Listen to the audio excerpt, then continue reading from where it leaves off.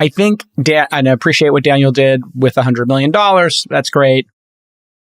And I think it's great that he's supporting free speech and he's holding his ground there. I know that's not easy. However, I think he's intellectually dishonest saying they're not the publisher of Joe Rogan. I have a 3-part test to see if you're a publisher. Do you pay for the content? Do you promote it? Do you produce it? If you do 2 or more of those, you're de facto a publisher in my mind.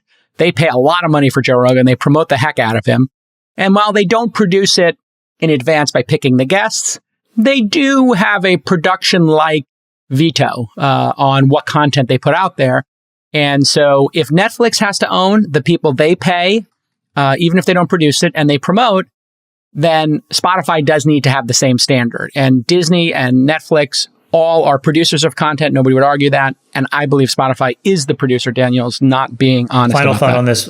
Let me just defend Spotify for a second. Okay. You guys have been through this. I've been through this many times at several of my companies. But when you are in the middle of a firestorm, it's very rare that you can put out these, press releases where the pride of authorship is one person.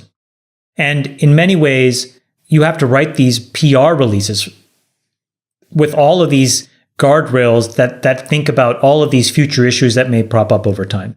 And so I understand that you guys had some issues with some of the words. I would just say, again, look at the action.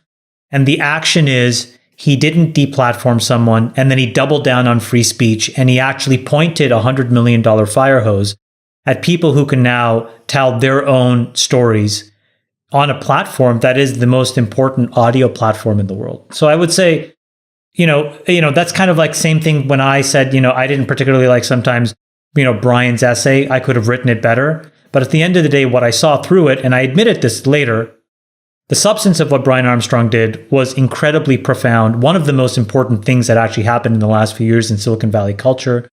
And I would just say that I think that Daniel did something really powerful here. And I think that both Spotify and Coinbase deserve, and the employees and the leaders there deserve a round of applause. I think it was a very, very hard decision. And I think they stuck to their guns. Irrespective of what you believe, they stuck to their guns.